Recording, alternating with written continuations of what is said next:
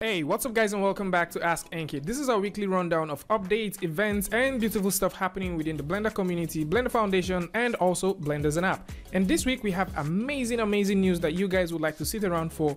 First off, let's talk about the Blender Development Fund. Amazon Web Service. Yep, Amazon Web Service and now part of the Blender Development Fund. And this is very interesting, owing to the fact that this is definitely going to help Blender develop more, more money, more developers, things like that. And don't take it from me, because Tona's actually gonna have to say that this is definitely going to help improve Blender, and he's given a huge thanks to the folks at Amazon Web Service, as this would also support the recruitment of additional top developers to help Blender character animation get to new heights. And this recruitment is something that is being scheduled to start sometime within the first quarter of 2021. Just in case you're a developer, the chances that you might be working with Blender sometime in 2021. Now the good thing about this is Amazon Service is now part of the patrons. So last time we talked about Facebook, we talked about Facebook being patron, donators, and it's very interesting to see that we're getting big companies coming over to Blender, supporting the foundation and also supporting open source. And also when we talked about Facebook, what we had then was 49 corporate donators, and is now 53. And of course, I believe that this is just the beginning and things will definitely grow from here. So for those who would like to come through, read up some of this stuff, link is going to be in the description for that. And the last time we talked about Facebook, there was a lot of outrage, a lot of outroar about why this is happening. But then, Amazon Service is now part of it, and we're getting all the big boys noticing that Blender is a tool that everyone can actually use. And while we're talking about Blender as a tool that everyone can use, the folks at Blender Foundation, they have started making some very cool teas. So if you want to know more about the open movie which is going on right now, which is the Sprite Fright, you can literally go over to Blender Cloud and take a look at a lot of things. So for those who like to get their names on the end credits, all you have to do is go over to Blender Cloud right now, sign up, and you will stand the chance of getting your name on the end credit. And if you want to read more about these things, you want to see how the development is going, you probably want to see all of the dev notes, you want to see production logs, all those beautiful things that would get you up to speed with how the Sprite Fright was made. Right now, if you would like to join and see all of this, you need to go over to the cloud.blender.org. I'm also going to put a link in the description so you can see how this ones work. So before we proceed with several things which you guys need to know, let's start talking about some stuff you guys can get for free. So if you're new to Blender, or maybe you're working in Blender for like the first time or something like that, or probably want to get some more skills with designing stuff in Blender, right now there is a course on Skillshare that is totally free. Alright, so it's free for you to go in and get. And the beautiful thing about this course is you're getting 14 days free sessions, and you can literally go in tons and tons of stuff. So right here, you're not paying any bills for this. Sign up on Skillshare, get this course for free, as it's a Blender 2.9 design and render of a stylized scene. So for those who would want to come through, read about this stuff, if you're someone that wants to get an extra information or get some extra skills, then this is also something that you should look at. And before we go ahead and talk about some other juicy news, let's jump over and talk about what is available right now in Blender 2.92, the alpha. So with Blender 2.92 simply opened right here, you would notice that it doesn't look different. There's a couple of updates that will be coming in, or that is actually coming in, but let's talk about some of them that are making their rounds this week. One of them, which is very interesting to note, is the asset browser. So with the asset browser, you can now do a lot of cool things. All right, cool things in the sense that if you have an object that exists in your scene and you want to store that and bring that back as an instance at every point in time you're working, instead of going in making copies and going back and forth, reopening or remaking that every single time you open a brand new scene, how you can work with this is simple. Select the object, right click, go over to ID data, and then mark as asset, and that's how easy it is. And we already covered a video about how you can play with assets and how you can bring it in, and the same way which you can bring stuff like this in is also the same way you can deal with the shading, and the same way you can deal with every other thing like your scene, animation, geometry, images and stuff. And whenever you're done, you can click and drag. Now there is a couple of things I need you guys to notice, and one of them is once you make an object an asset, if you look right here, you would notice that it has this sort of cloud looking thing. Okay, there is a brand new icon right there which you can now simply use to identify the object as an asset. It even makes more sense because at any point you select an object, you press tab on the keyboard, switch over to 3, select 1 and 2, and let's simply do an insert. Actually, let's do one short insertion here. And let's also insert this part like so. So let's insert that.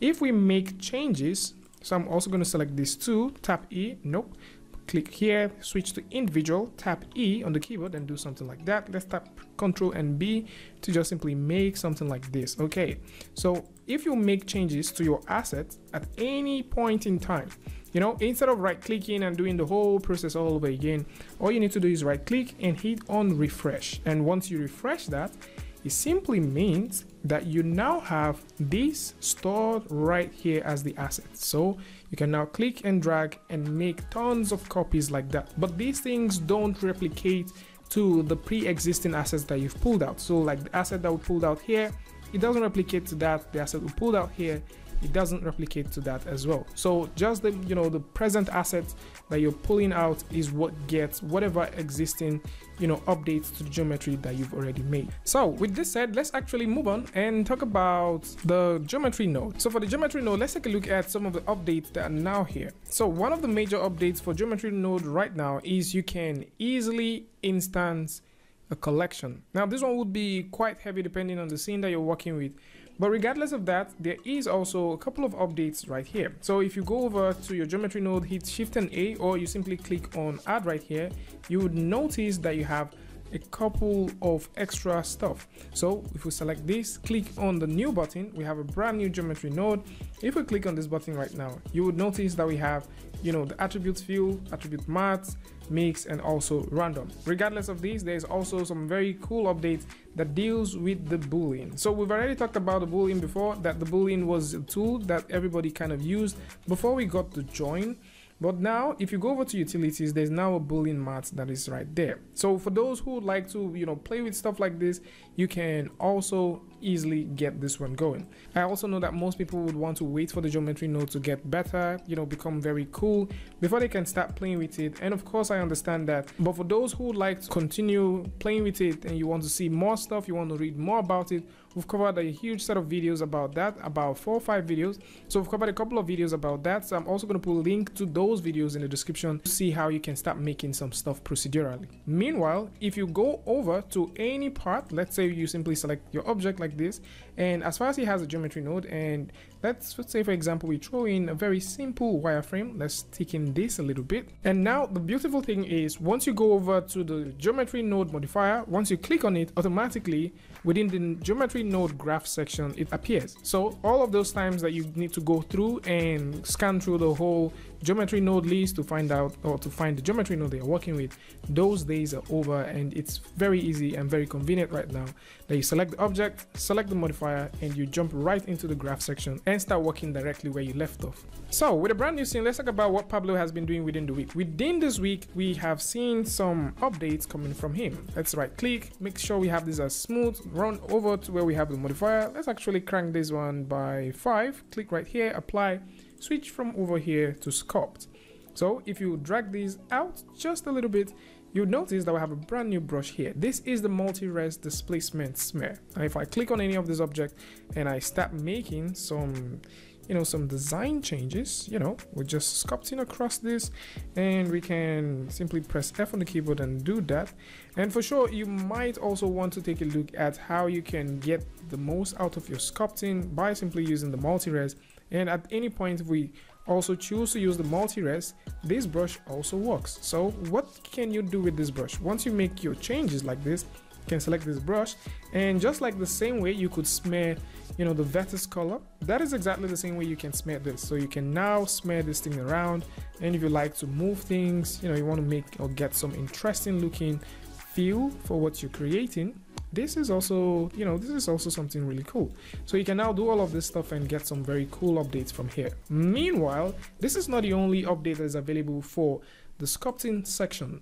There's also a very cool update available with the snake hook brush. So if you simply select the snake hook brush right now, there is a brand new deformation type. So previously, the only deformation type that we had was the radius fall off. So with the radius fall off, you can easily select any part and you can do stuff like this, which wasn't bad. All right, this was pretty nice. A lot of people created tons and tons of amazing artworks with this.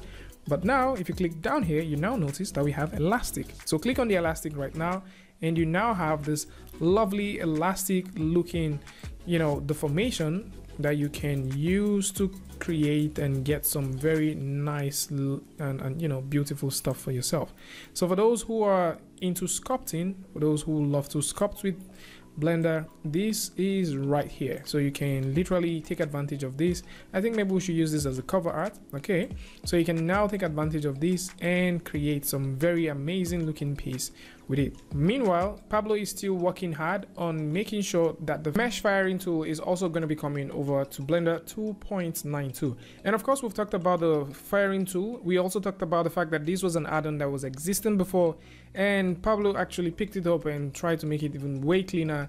And right now it is faster and better. But if you would like to experiment with this, you need to get the Blender experimental branch for the sculpting, and that is the only way you can play with it. It's not yet built into the main branch of Blender, but either ways, this would be very cool for creating things like shape keys. And of course, this is also part of the line project that Pablo is also working on. Meanwhile, there is also a couple of updates for this week, which has to do with cycles, EV, overrides, and also grease pencil. So with this said, let's take a look at some of the other updates that we have for the week. So if you're into making MPR renders, the folks at Blender Extended Expressive Render, they've just announced their add-on and it is available and for free. So the add-on is beer/mold. So if you're into making toon shaders, or you like playing with toon shaders, you want to get that anime style kind of rendering for your 3D artwork, you might want to take a look at this. If you also find this nice in your heart to donate to those folks, you can simply also go over to the link in the description and do that. And there is also certain wikis that deals with learning resources, abnormal documentation, and if you want to follow up with the development, you can also go ahead and do that. And with that said, let's also talk about the folks at POLYGONIQ. So the folks at POLYGONIQ right now, they are doing some challenge, and this is a Christmas challenge. So for those who would like to get a free Botanic add-on, and maybe you want to get any of the add-ons from the folks at POLYGONIQ right now, you need to join this challenge. The deadline is on the 20th, so you can simply grab free asset that they made available and you can use this and do whatever you want to do. So the whole idea is to make a Christmas themed render with the asset that they've made available with the hashtag Botanic XMAS, and result announcement will be made on the 23rd of December. And for those who also like to get their add-on, they do have a sort of 33%, 55% off. So if you have like the light version, you want to get the full one, you can simply get it at 55% off. This is running from now till the 31st of December. So you can actually avail yourself of that 55% off. And for those who would also want to get the 33% off for all of the products that they have. So in case you want to get the render set, you want to get the traffic add-on, you want to get, the material, or even the Botanic, you can also get this one for 33% off. Link to all of this is going to be in the description with the coupon code. So simply take a look down there and see how you can get good with this.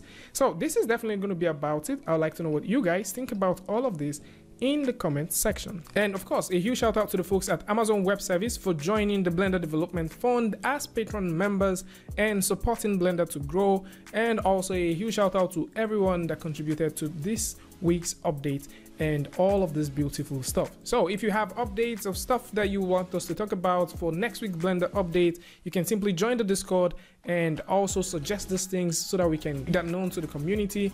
And also, if you like to join the Discord and have a conversation, there's going to be a link to that in the description, so do well to come around. Tell me what you guys think about all of this in the comment section, and of course, if you like this video or you learned something from this, you can go ahead and give it a like, and don't forget to share with a friend. And if you're new here, it's going to be amazing for you to hit the subscribe button and also turn on notifications so that you don't miss the next video or the next update. And until I see you guys again with the tutorial updates, Free Friday, Tutorial Tuesday, tips and tricks, things like this. Peace.